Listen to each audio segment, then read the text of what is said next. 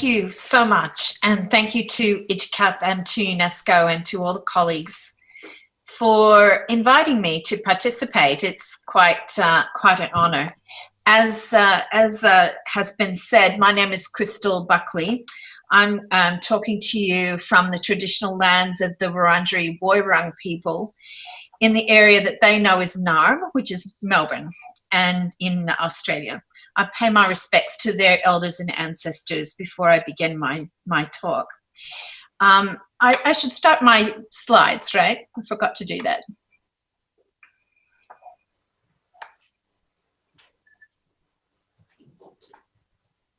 Pardon me for a moment while I get it happening.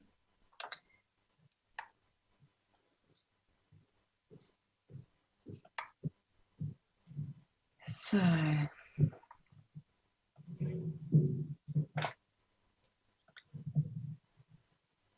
how's that?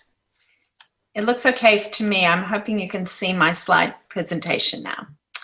So we've been asked to talk about heritage education in the context of the year we're having. We're only halfway through 2020 and we've already experienced such immense disruption to our usual ways of living, working and connecting. Here in Australia, we had a very severe wildfire disaster even before the coronavirus pandemic, and we're already experiencing significant disruption before the pandemic arrived. So we feel like the year has already taken a long time, and yet it's only July. The first of these ICCAP webinars highlighted how some of the issues for intangible cultural heritage arising from the pandemic and all the different measures that are being taken to return the world to good health. But it also demonstrated the importance of intangible cultural heritage in relation to community resilience and recovery. So I found that first webinar fascinating and very, very informative to my own work. But tonight we are focusing on what's happening with education. Worldwide, the pandemic closed schools, universities and training organisations. To sustain their programs, most of us moved quickly from face-to-face to virtual or online forms of delivery. Some are beginning to reopen. We're not going to reopen during this calendar year, not until 2021. I know some others have been more fortunate and have been able to partially reopen their campuses and their classrooms. But for others, we are still working from home, and I'm coming to you from my own lounge room today. In addition to that, Australia at least, and probably in other parts of the world, universities have experienced severe financial shocks as a result of the sudden changes in mobility. So we're not really expecting to bounce back to wherever we were last year anytime soon. Maybe the situations are different for each of us. It'd be good to think about that. Our students have also faced difficult pressures and have concerns for their current and future employment. In Australia, employment in the culture sector is very badly affected during periods of economic stress. And our students worry about the future landscape and whether they will be able to get a job when they finish their course. A lot of planned research and exchanges have been put on hold because we cannot travel or meet together in person.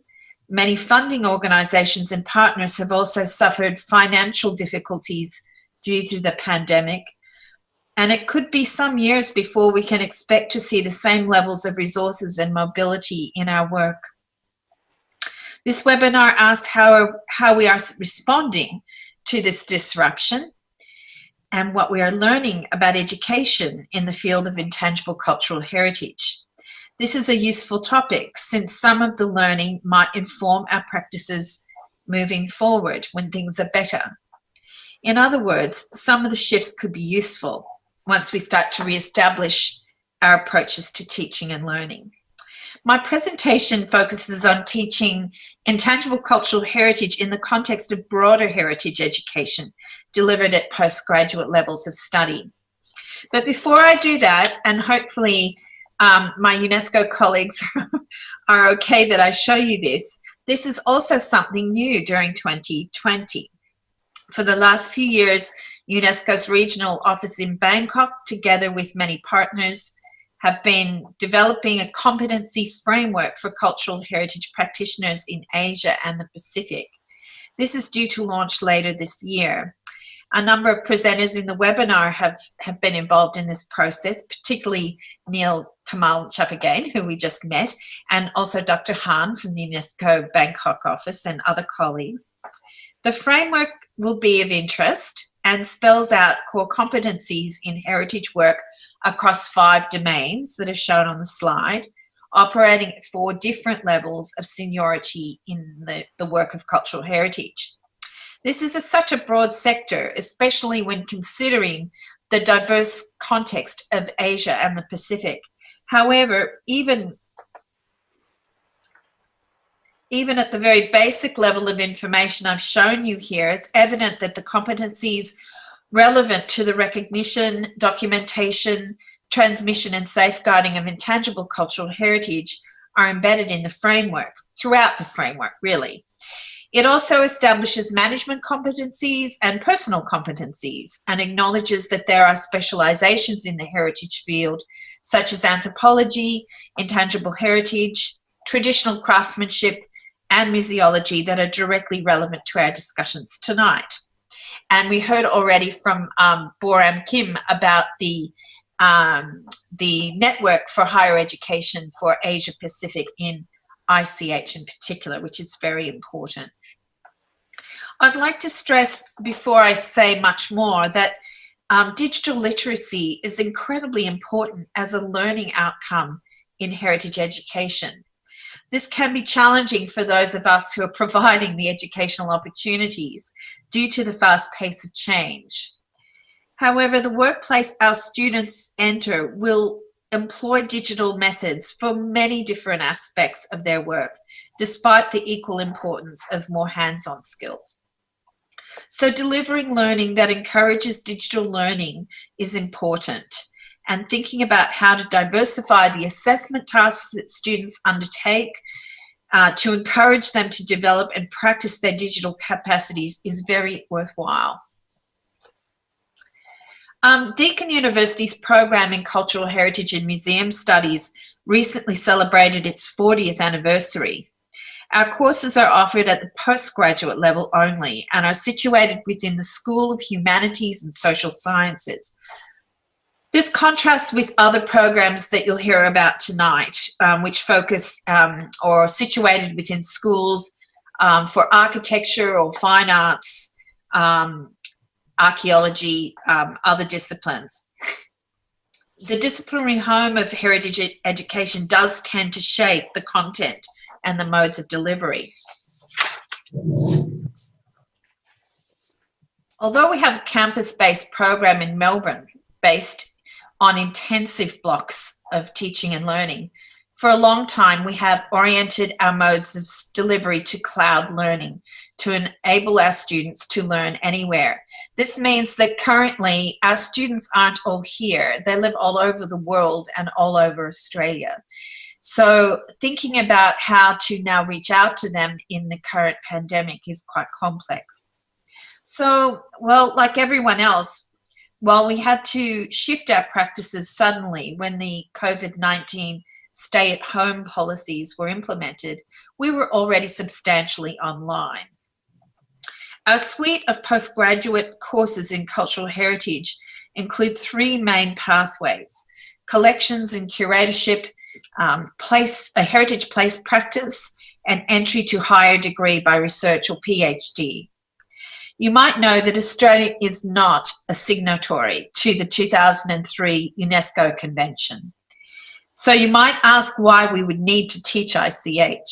However, I'm sure you know that intangible cultural heritage is a core area of learning in all heritage education and in our courses.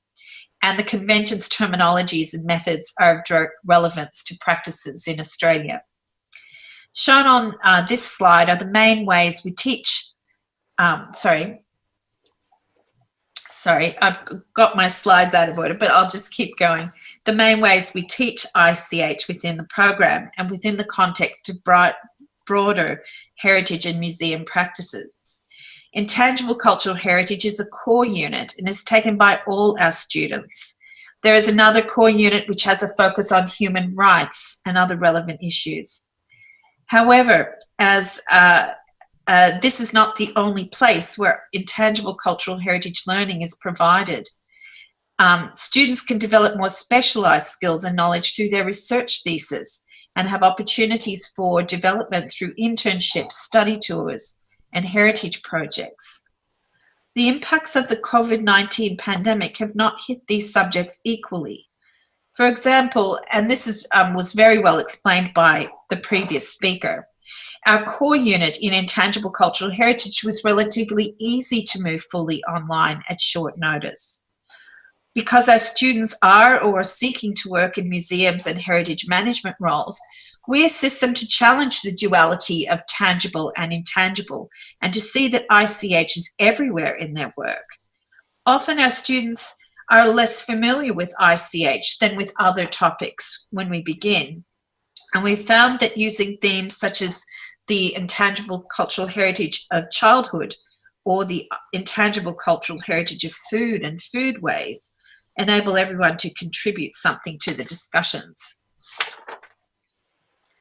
However, for us, all internships and work placements were abruptly cancelled earlier this year when cultural institutions and workplaces were locked down. And we don't expect these to be possible until 2021, as I said before. Students conducting ICH research projects or theses had interruptions and deviations to their research methods, and not all of these situations were able to be recovered. I'm therefore very interested to hear tonight how other colleagues might have addressed these challenges. I want to stress how important it is to work with colleagues who are knowledgeable about digital methods and modes of delivery.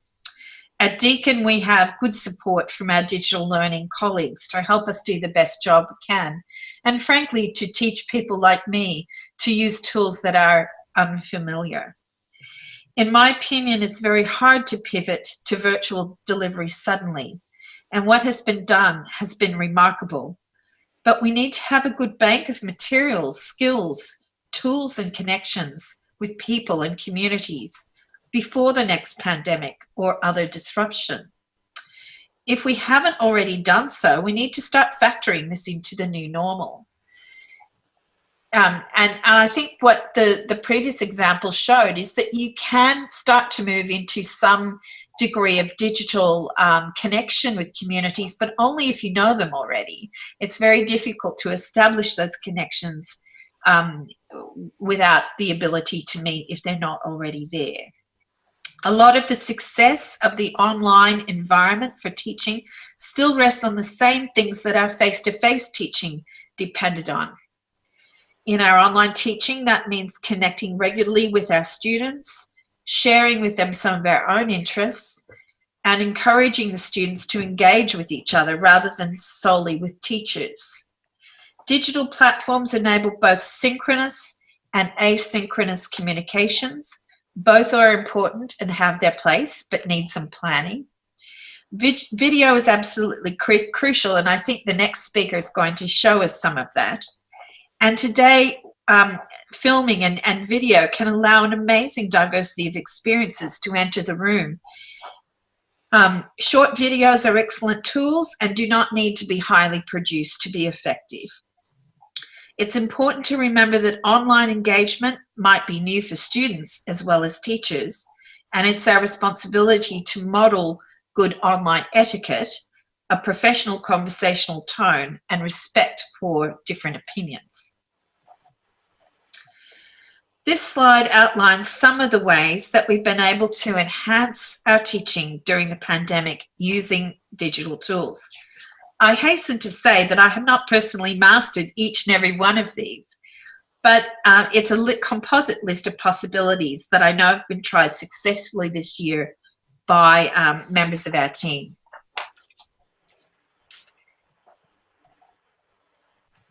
The pandemic has given us the chance to try new things and to be imperfect in what we do. That's a good thing, and hopefully starts to enrich our capacity for the longer term. However, as I suggested earlier, there are limits to what we can do and emerging challenges. Some are shown here, and I've mentioned some of them already, especially those that relate to the employment futures in our fields. There are also issues for our students who might not all have good access to the technologies we want to use, and the communities and practitioners that we try and engage with, as Neil Kamal-Shap again has said. Many students are shy to speak up when meeting virtually, much more so than in an actual classroom. And there are all kinds of issues to consider when striving for an inclusive virtual classroom. And we're all learning and trying new things. As I've already said, some very important aspects of learning just can't be easily replicated in the online environment. For me, the most important issue relates to the ethics of our practice as teachers. When making recordings and when asking our students to think about what they can do on their own, it's very important to model ethical practice with our students, to respect cultural protocols and to ensure benefit sharing, making sure we give back to the communities that help us so much to educate our students. We are working with communities. I also think the establishment of networks, such as this one, such as the APNICH and the Asian Academy for Heritage Management, are incredibly important, and I hope we're able to utilize those and share our experiences and actual teaching across some boundaries as a result. There's a famous book in heritage site management published by ICROM and written by some very, very famous colleagues, and it's called Between Two Earthquakes. And that's because we are always between two earthquakes, the last one that happened and the next one that hasn't happened yet. And I think that as others have said tonight, drawing that same thinking into our experience of pandemics is just as important. One of the things our students have done a lot of this year, which I think is been very enriching for them and will be a good resource for us going forward in our own teaching, is to actually document what's happened this year, what's happened to the cultural institutions they know, what's happened to the communities they are close to. And we've been compiling that experience just as we go, very imperfectly. But I think that's going to be a rich resource as we move forward. So I'll finish my presentation here. Thank you very much for your attention, for the invitation to join and to listen. I'm very, very keen to do that. And I send you some greetings from our very wintertime Melbourne. Good evening. Okay.